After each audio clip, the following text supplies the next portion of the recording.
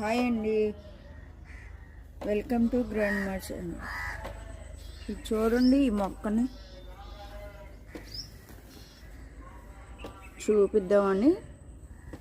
ఇదిగోండి, ఇదేంటో చెప్పారండి ఇంగ్లీష్లో, టర్టల్ వైన్ అంట.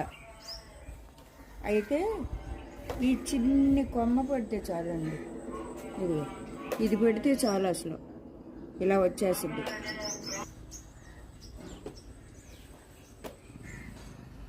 ఇలా మీ గార్డెన్లో కూడా ఉందా? చూడండి అసలు ఎంత గ్రీనిష్గా ఉందో, ఎంత బాగుందో. ఓకేనండి,